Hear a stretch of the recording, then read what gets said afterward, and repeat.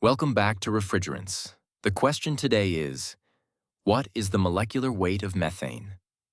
Option 1, 121. Option 2, 16.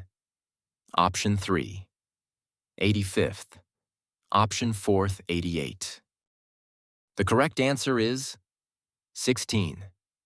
Explanation.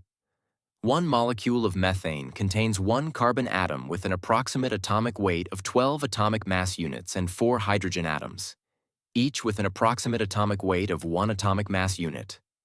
Therefore, the molecular weight is 1 times 12 plus 4 times 1 equals 12 plus 4 equals 16 atomic mass units. Great job if you got it right. Keep improving your HVAC skills with TruePrep AI Tutor. Download the app and start learning today.